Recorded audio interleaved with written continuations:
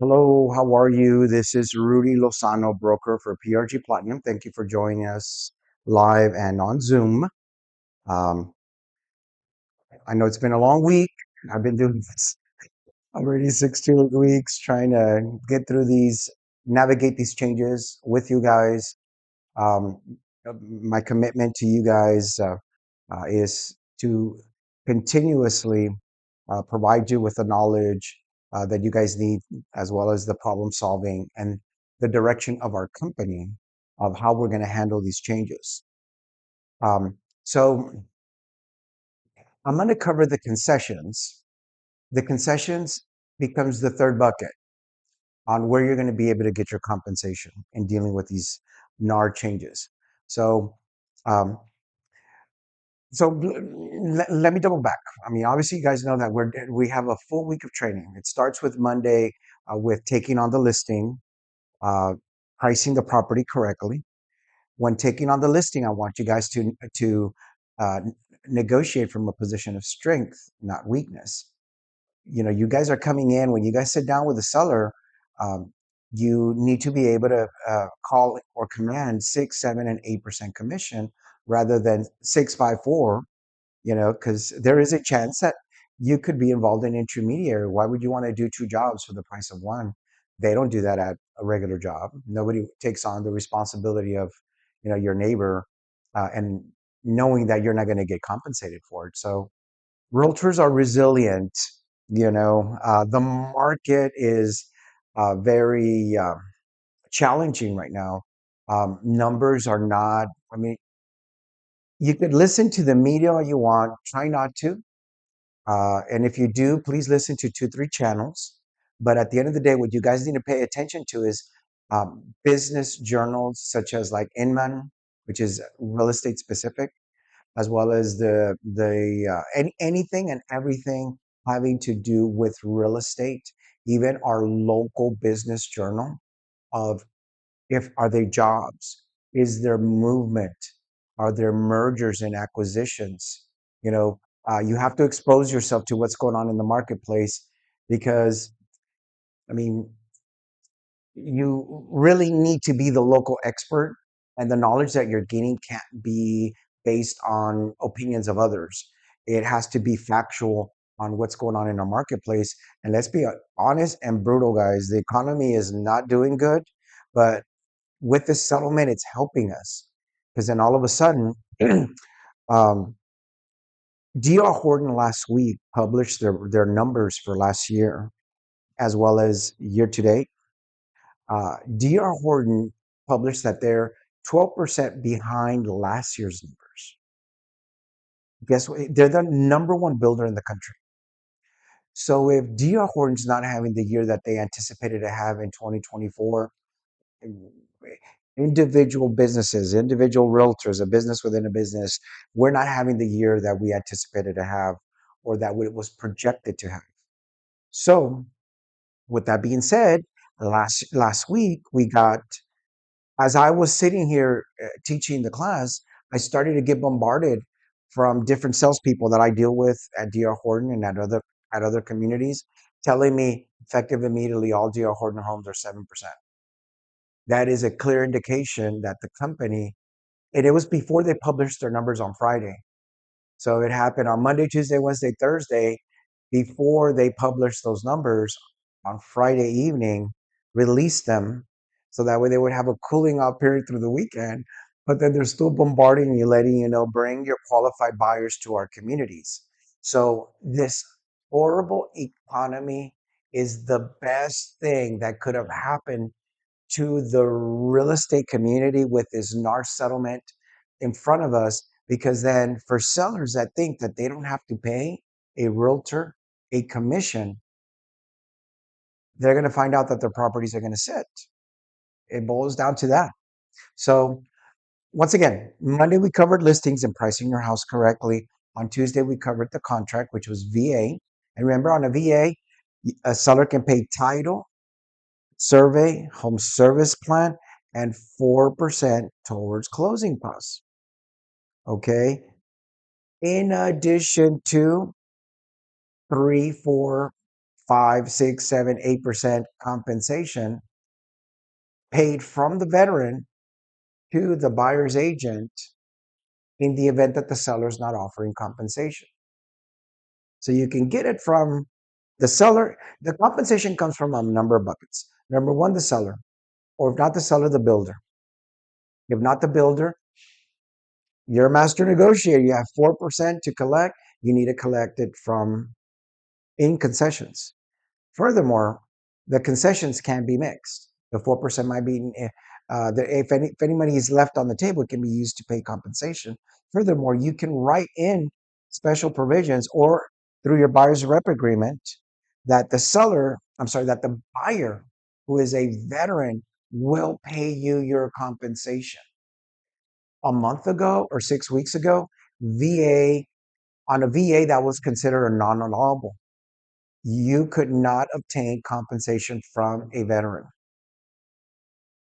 But now, due to this lawsuit, the consequence of not allowing a veteran to pay their agent or open the idea is immediately when you're doing your buyer's orientation or you're interviewing people over the phone, what would have happened is the sad fact of, had they not changed their policy, oh, you're a veteran. Sorry, I can't help you because then you couldn't collect it from them, right? And that was the situation of the predicament that the veterans were going to face.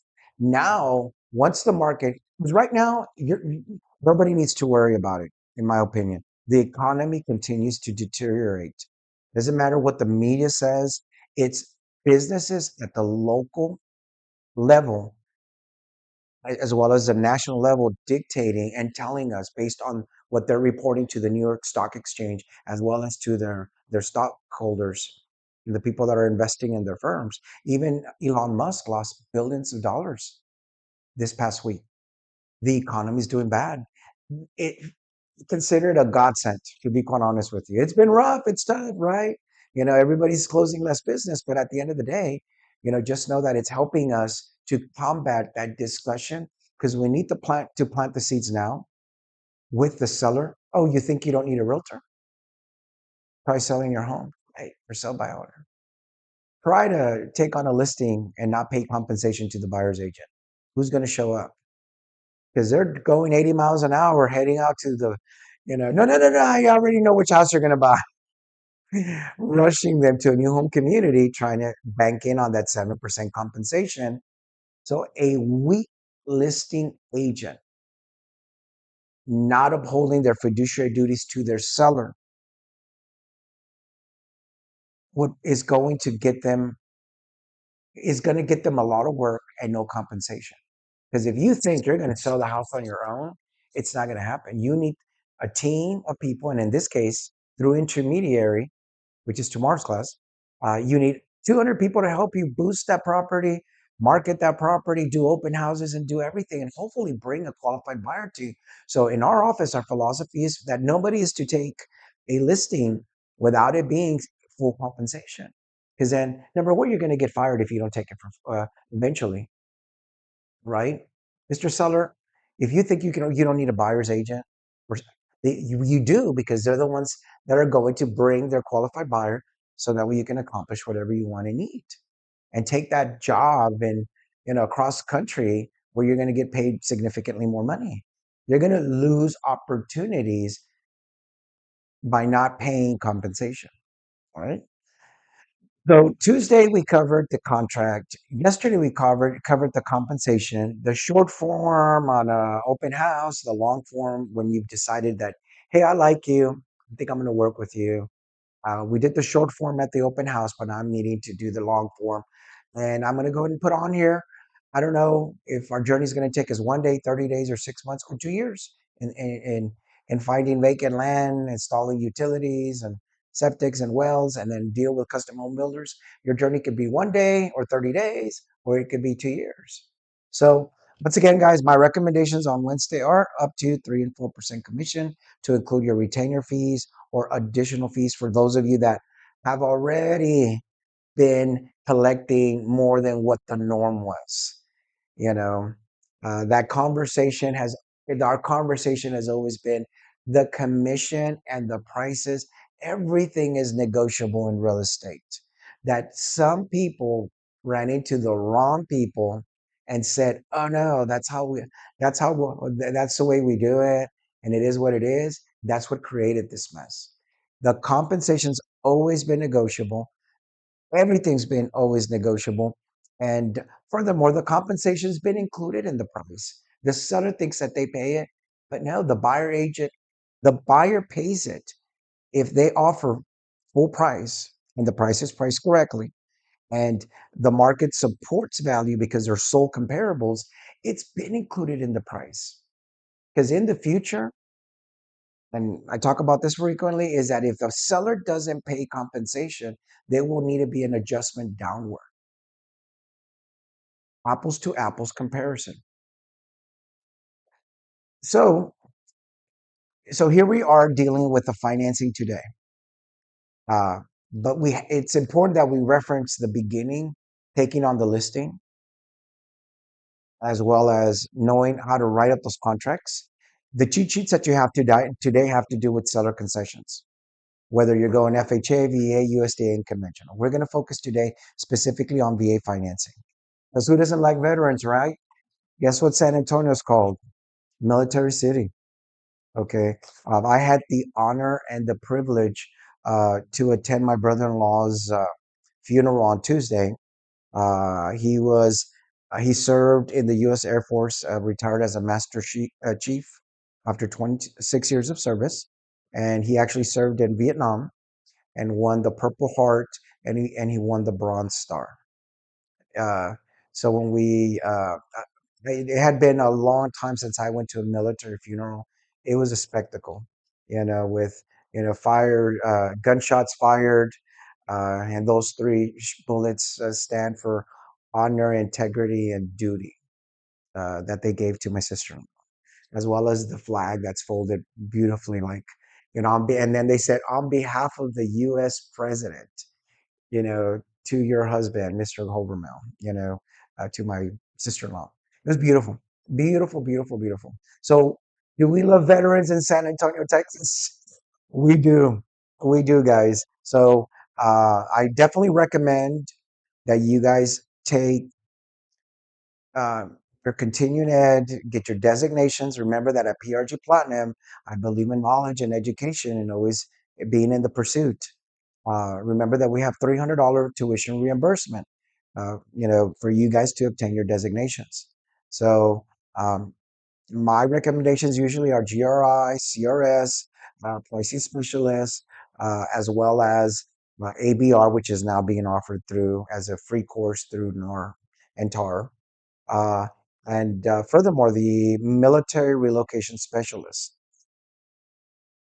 If you have no knowledge or no clue about the military, you don't have anybody in your family that is military that can actually explain the lingo to you, you really need to take that course. Because if you're going to intend to be in this business, you're going to need to learn how to speak Spanish, even if it's the basic hello, how are you, and where's the restroom, right?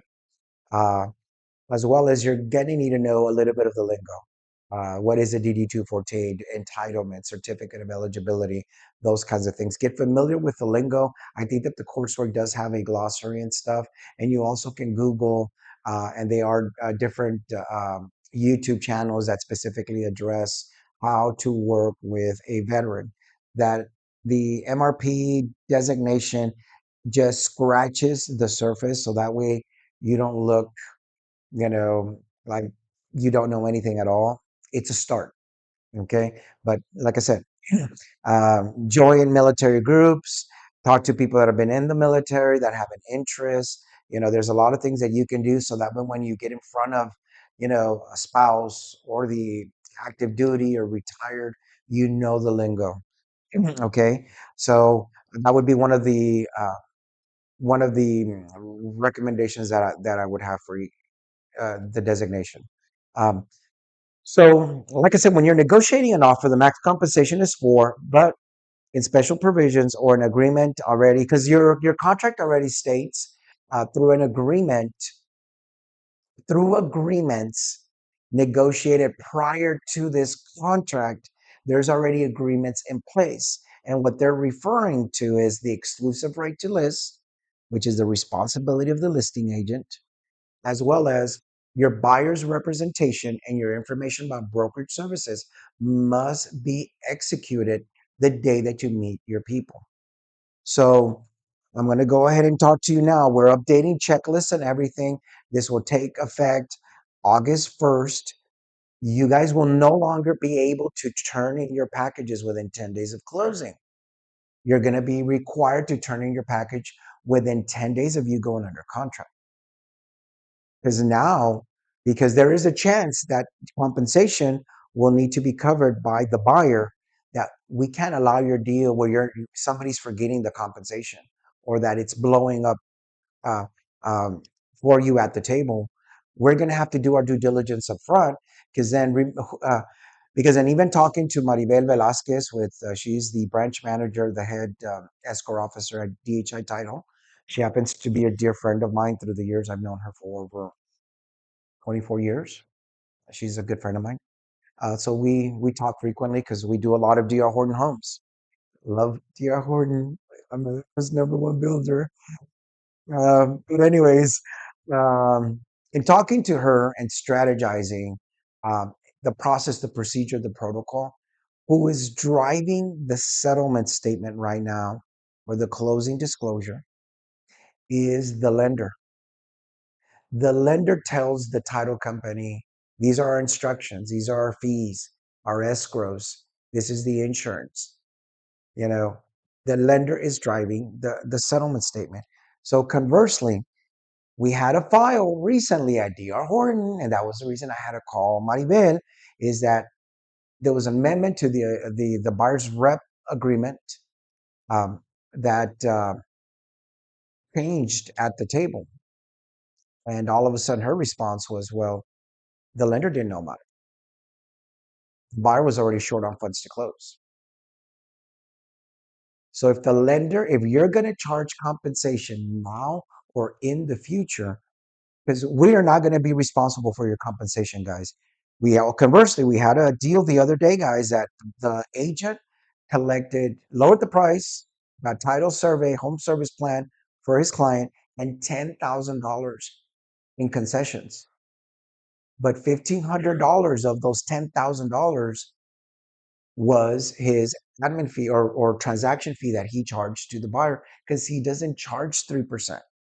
There's multiple agents. There's an agent that does farm and ranch that charges 4% plus our transaction fee. And she's been doing that for 15 years, guys. It takes her 45 minutes to leave her ranch. So she's never charged 3% because for her, it's not worth it. Even though the transactions are 800 and 1.2 million and whatever, it's just a lot of work for her. So lo and behold, so if any of your compensation is going to come from concessions or you're going to collect it directly, part of it from the buyer, the lender needs to know about it. Your loan officer, the processing team, and the underwriter and the closer and funder at the lender, because then you're going to see compensation and you're going to see $500 transaction fee to PRG and under the $1,500 to the agent or another 1%. Okay. So once again, who's driving the CD is the lender. So we will no longer be doing it at the end. We're going to do it up front because furthermore, we need to make sure that you guys created a client relationship with the buyer and we're in compliance with this NAR settlement and TREC requirements. Because if somebody files a complaint against you guys, we need to have our paperwork, in place help us help you protect your license, and I can't be responsible for that. So once again, there's a short form buyer's representation agreement and a long form buyer's representation agreement. And I've already discussed that in class on Wednesday on what you need to do to cover the compensation if you charge more than 3%, up to 4, up to 8. And why 8% compensation? Because housing and urban development on TRID loans, which involve FHA, VA, USDA, and A-paper conventional loans through Fannie and Freddie that guaranteed those loans, allows up to 8% compensation. Why do you think that D.R. Horton's offering 7? I was privileged to one deal in 2007 where they paid 8%. That's the max. So they're trying to keep it right below the max. So I hope we don't get to eight, because if we get to eight, that means, and nobody was buying homes, major price reductions. They paid for all the closing costs, and boom, 8% compensation on that deal. 2007, 8, and 9 were horrible years. So, so once again, today's class is the financing. We provided you a cheat sheet on down payment requirements on FHA, what the funding fee is, what mortgage insurance is, income restrictions, max loan amounts, seller contribution maximums, as well as, excuse me, minimum credit scores. On VA, it's 100% financing for most people. If you don't own another mortgage that's tied to VA, we in our in-house mortgage company does a jumbo loan up to 1.2 million. The traditional amount right now is 726,200. But they are, I'm sorry, it's 2.2 million rather than 1.2. It's 2.2 million is what our max loan amount is. But once again, you have to qualify for it. But if you're a general or you were an officer, and you qualify for a $2.2 million home, you can use your VA, or you and your spouse can use your VA up to 2.2 million. But normal people are under 726,200, which is the maximum loan amount here in Texas, tier one. After that amount, it turns into a jumbo. Okay. But let's talk about funding fee. On FHA, it's 1.75. But on VA, if a veteran is 100% disabled, there is no funding fee for the rest of the time that they're alive. They must be a minimum of 10%. And those are people usually have already exited the military. Okay, most veterans end up getting 10% within a few years of exiting the military. Um, so the first time that an active duty or first time veteran decides to buy a house, they do pay a funding fee of 2.2. That's the most common. For the typical veteran that doesn't have any money, they're cash poor, it's 2.2. Second time use is 3.3. Second, third, fourth, fifth time you use it, if you are not at least 10% disabled, you will pay that funding fee. So if you're buying a $726,000 home, multiply and you're not disabled, 3.3 times 726 is a lot of money. Okay. So, but if you're 10% disabled, you never pay. Okay. So that you realize the magnitude of this program for as far as rate and benefits are concerned. Let's say it's somebody that's 10% disabled. For for somebody that didn't serve the military, for them to even compare to 100% on the VA side with 10% disability, no funding fee would be paid. Somebody would have to put 20% down on the conventional side for it to mirror 100% for a veteran that has 10%. Because then there's no funding fee on the VA side. There's no monthly. So on the conventional, there's no monthly. And then, of course, there's no funding fee. So the equivalent is 20% on the conventional side to mirror 100% with 10% disability. Um, so there's no monthly mortgage insurance, regardless of whether if you're disabled or not. There's no income restrictions. Like I said, whether you're an enlisted or you're an officer, you served our country, and that's as long as you were honorably discharged. And then some of them are like, I've done loans where it's borderline, it's borderline where it's they were asked to leave, or they exited for um, conduct unbecoming, but they still allowed them to use it once, uh, for whatever the reason. I've been involved in some of those. The maximum loan amount, once again, is 726,200 in Bexar County. Jumbo loans up to 2.2 million. Okay, Bexar County. Some of the rural areas aren't as high, and we service those areas as well. So the contributions, guys, in talking to underwriting, whether it's FHA, VA, USDA, or conventional, doesn't include the compensation. It's in addition to. So if on special provisions you guys want to write seller to pay 3% compensation, um, or whatever, in addition to the compensation that you negotiate, I'm sorry, in addition to title survey, home service plan, and let's say in this case 4% towards buyers prepaids, closing costs, buy down, and such. On special provisions, you can write veteran to pay for compensation that will mirror your buyer's representation agreement, or seller to pay an additional 3% towards buyer's compensation. So we will need to have a lot of dialogue on how we're going to handle those, especially when the buyer is going to be responsible or the veteran will be responsible for part of your compensation. Okay, because once again, not a big fan about writing things in special provisions. Trek doesn't like it, but while we get additional guidance, they are going to have to create a bucket, in my opinion. Okay, um, because once again, the seller right now, in my opinion, will need to pay compensation.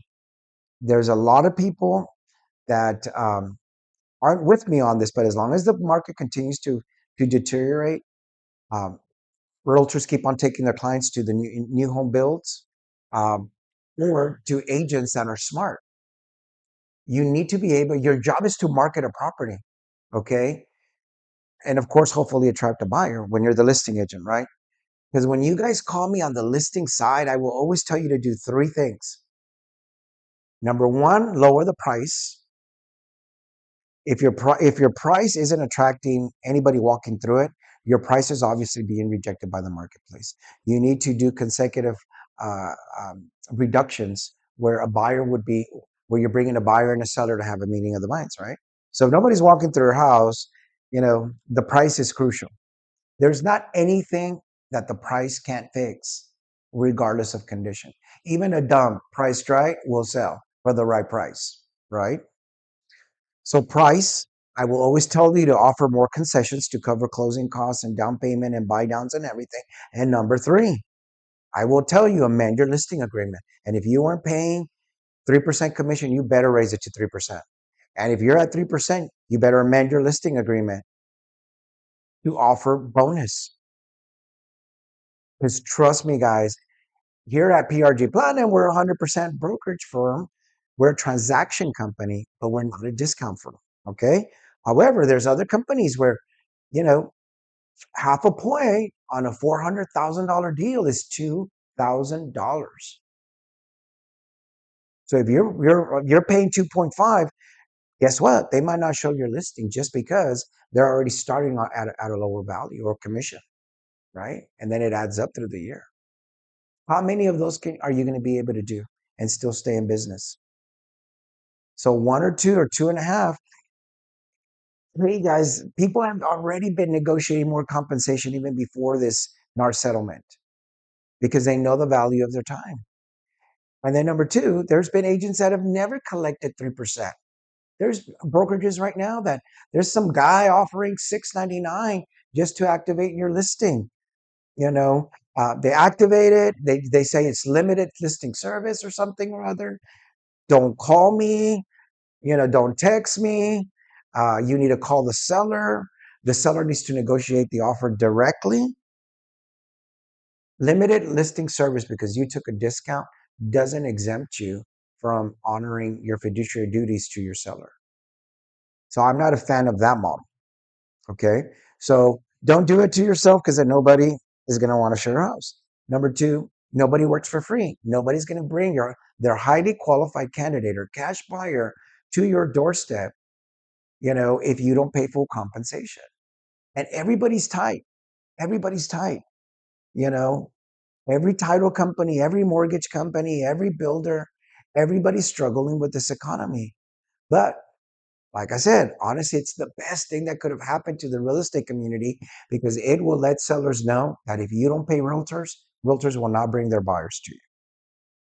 So we could do it your way, you could do it my way, right?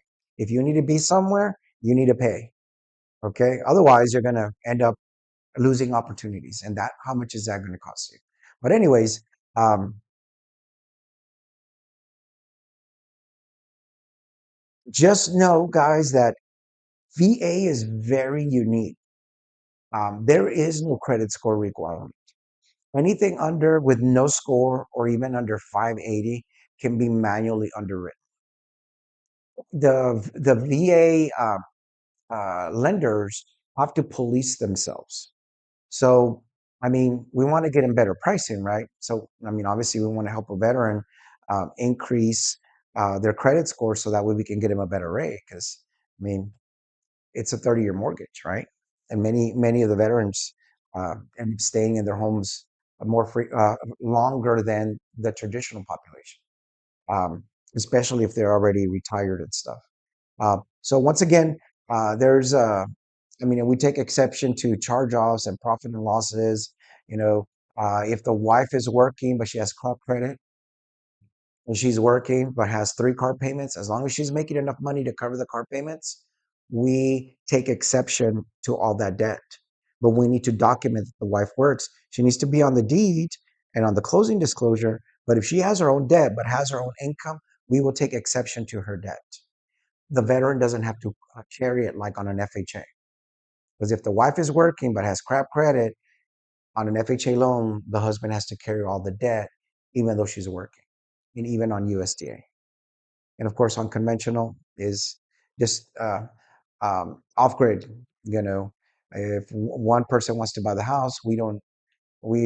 All we need to know is the spouse's name. You know, the vestor on title. Okay. Um, so be familiar with these programs because remember, guys, the compensation comes from four different places: the seller, if not the seller, the builder, closing costs, as well as the difference can come from the buyer. So know how to structure your deal and how to negotiate it. So I'm seeing crazy offers right now where people are reduced, even though it's on the existing market. If it's especially when the days on market, continue to increase, because you're needing to bring that price down to where somebody is willing to pay for it. Okay, so opportunities, opportunities. Let me give you the example of one of my listings right now.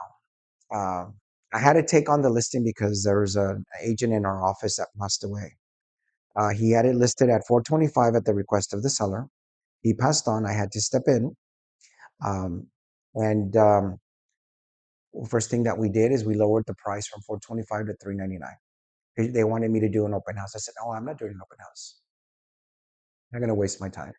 I need you to bring it at 399 for me to even spend 2 hours here. Okay, because you need to be at 399. The market supports 425, but you've already been on market for almost 30 days. Nobody had walked through the home. I said, you're overpriced for this market. You need a fresh coat of paint. You need carpeting. Your kitchen and your restroom aren't updated. It's a gorgeous house up front. I mean, there's like a 500-year-old tree in front of the house. It's like gigantic, kind of like at the Frio River over there in, what's it called? Garden Ridge, right? Um, so all of a sudden it's not it went on it stayed on the market for a couple of weeks and everything, but at the end of the day what ended up happening is that they're needing to sell. uh, an offer came in. My advice and opinion to them was you really might want to consider it because nobody else is interested. This is the only offer we have, so we're significantly lower than what I suggested. They took it, zero in closing costs. They're paying their own title policy. There's an existing survey. So in lieu of price reduction, another price reduction, they took the offer.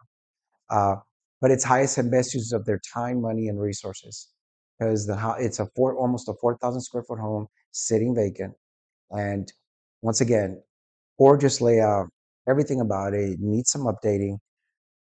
But conversely, the homeowner that's going to come in is probably going to do awesome fresh coat of paint and do awesome flooring and tile and redo the restroom in the kitchen. It's going to be a mansion. Okay.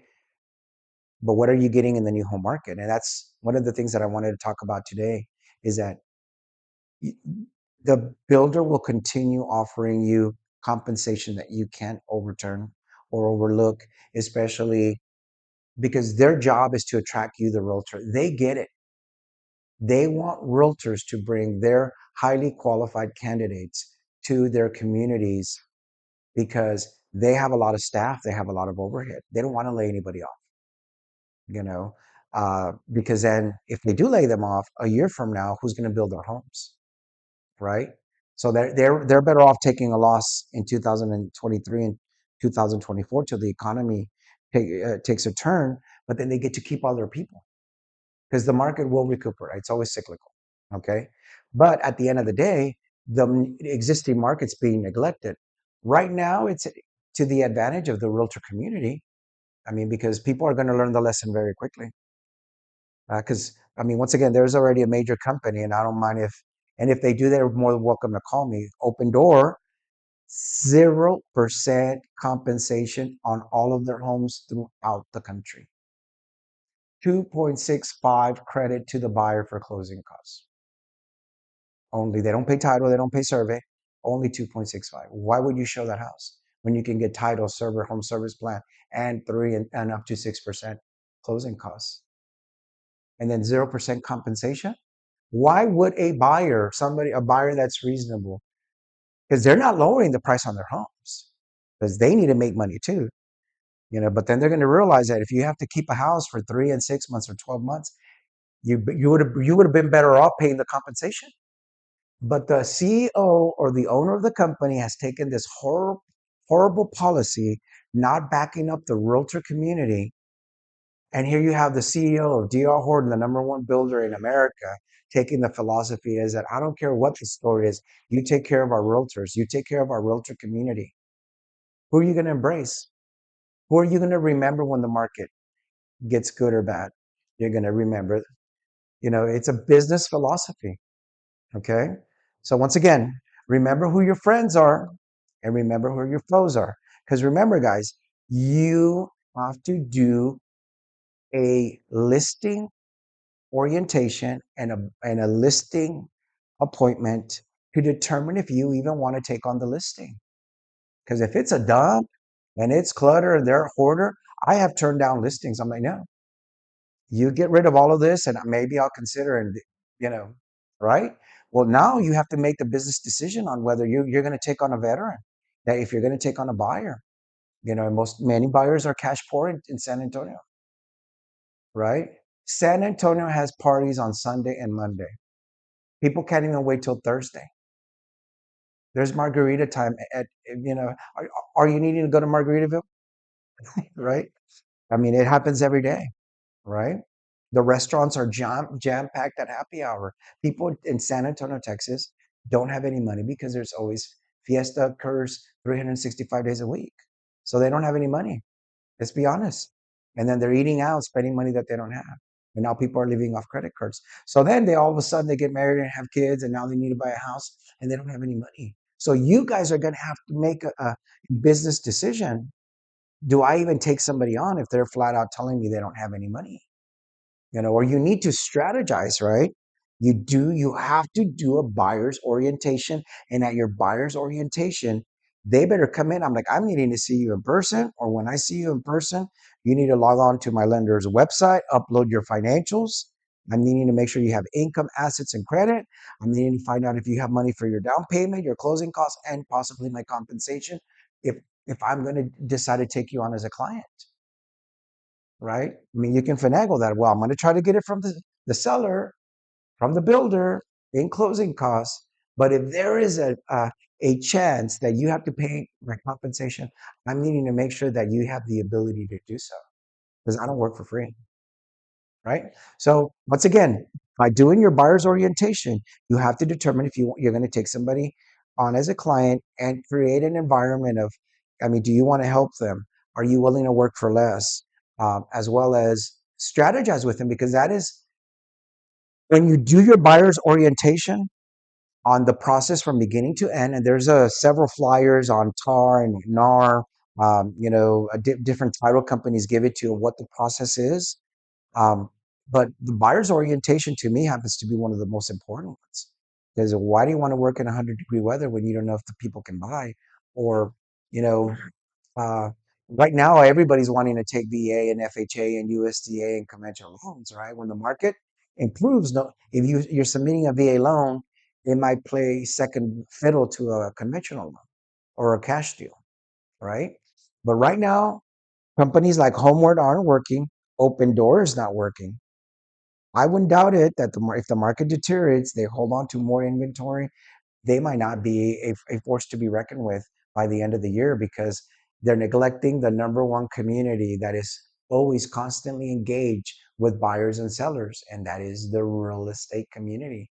Realtors should only work with highly qualified buyers. So when you're doing your buyer's orientation and you're signing that short form or that long form buyer's representation agreement, remember guys, you haven't even talked about properties yet. So what ends up happening, that's a conversation that you need to have. Mr. Buyer, you're going VA, seems that you have limited cash. I have some questions for you because I'm needing to dictate if I'm going to take you on as a client. Now, uh, would you like me to expose you to houses where the responsibility of my compensation will come from you? Or do you want me to limit your search to only properties where the seller will or the builder will be compensating me? Okay, for example, in Stone Oak, there's three sellers not wanting to pay compensation. I would only be exposing you to seven rather than all 10. Okay, because then that means that you would have to pay my compensation. Is that an option for you? Are you okay with that? Because then my searches will be limited to, where my compensation will be taken care of by the builder or the seller. Okay. So you haven't talked about a zip code. You haven't talked about a school district. You're not redlining.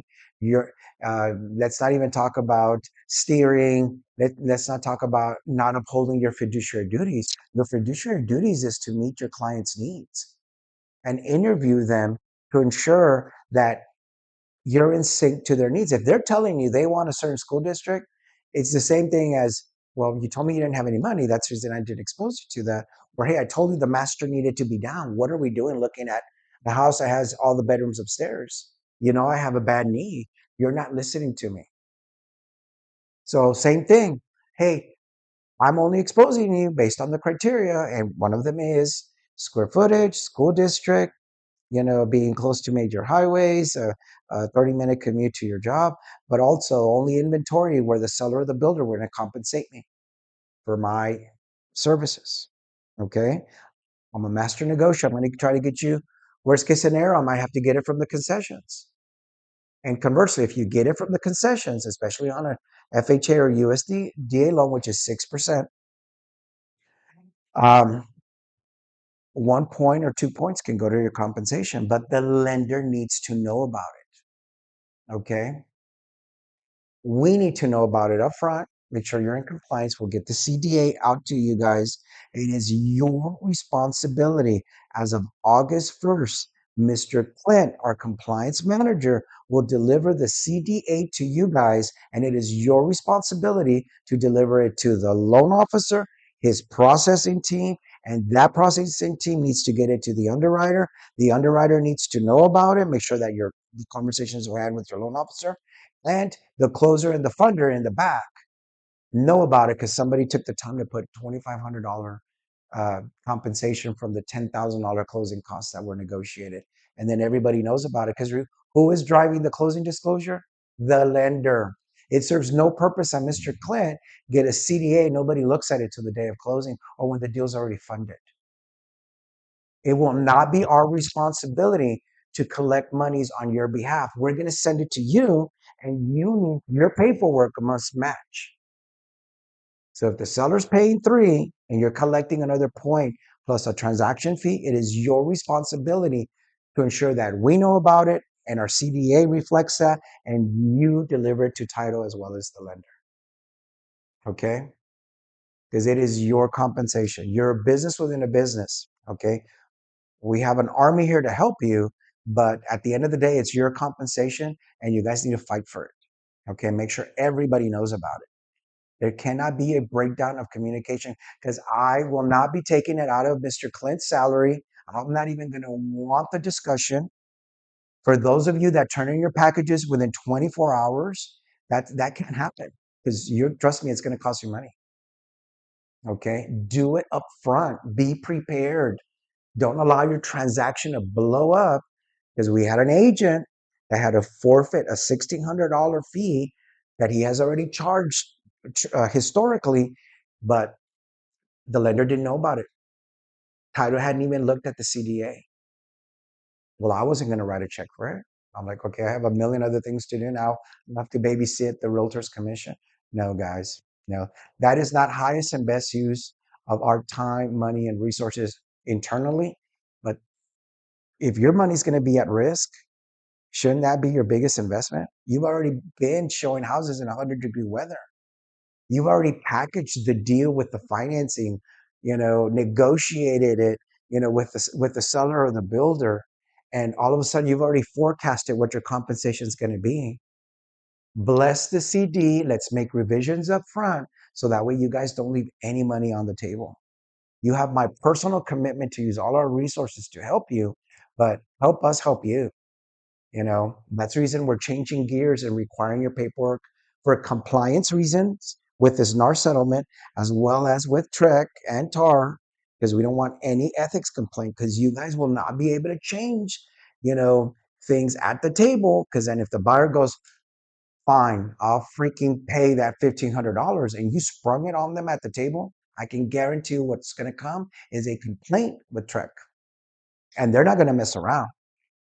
You might have gotten it at the table, but they're going to turn around and go, you know what? They filed an ethics complaint on you. What you need to do is forfeit all your commission and give it to the seller or to the buyer. Guys, we have over 200 agents. I've been doing this for 24 years.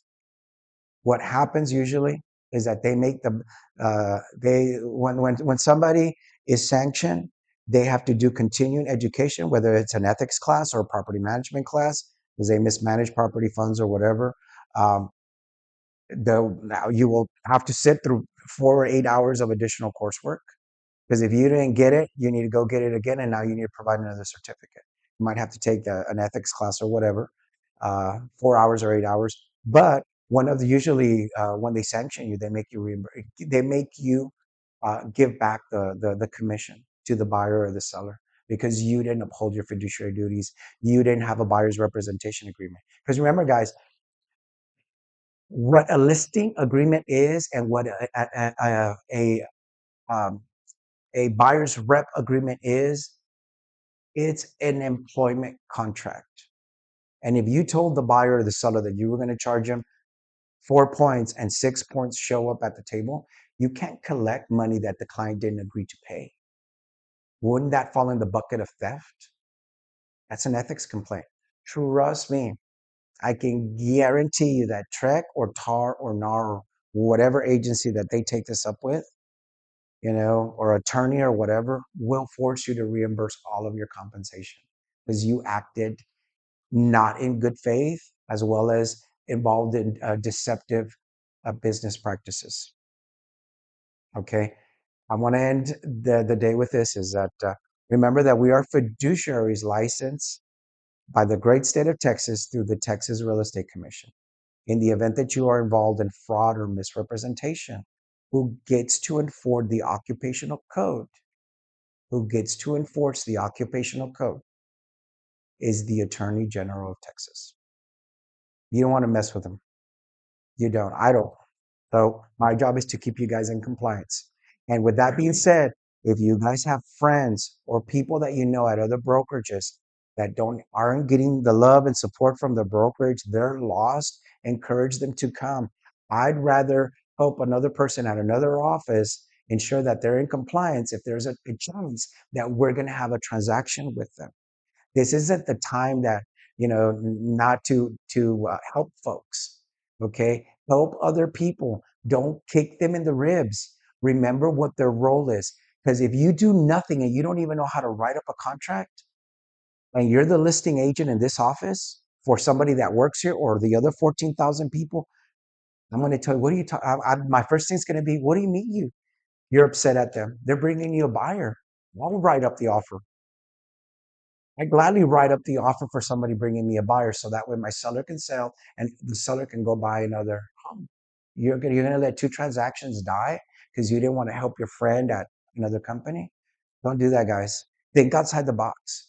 You know, we're all friends, not friends, but we're all business associates. We all know one another, you know, and we're all here to help. Everybody started new. So be nice, kind, gentle, and respectful. That's what I tell my kids every day. Okay, you give love and respect to the universe and you'll get it back. So don't be a bully, be a buddy. Serious. It will, you'll get a good reputation. People are going to want to work with you and with us. Okay, so help other people. Okay, so that's pretty much it. If anybody has any questions on financing, remember that at PRG Platinum we have an in-house mortgage company, insurance company. We have over 20 notaries that work in this office, and of course we have wonderful staff to include Mr. Clint, who is our compliance manager. Okay, let's make his job easy as we transition into these changes. He is a key person in this office, and anybody who is not in compliance will have to sit with me personally, and I'm going to show you step by step by step, even if it takes me 2 to 4 hours, on how to get you in compliance with how we're going to do business into the future. For those of you guys that aren't tech savvy, it either would be with me, with Clint, with Alejandra, with Christina, or with Melissa, or with Keith, or with Nancy. But whoever's struggling technology wise, bring in your package and we'll show you how to do everything. But we're not doing a Zoom and we're not doing you being on the phone. It will be a requirement for you to come in and we'll teach you. Maybe at 8 or 9 in the morning, or it might be at 6 or 7 in the evening, but we will help you. Okay. We're here to support you. Okay. So tomorrow we have an intermediary class, which for our office, it's very important because we have a lot of agents. So, and then, like I said, it's your fiduciary duty to start off with the listing agreement and negotiate from a position of strength and call in full compensation. That way it's a win-win for everybody. Okay. Have a wonderful day. Take care.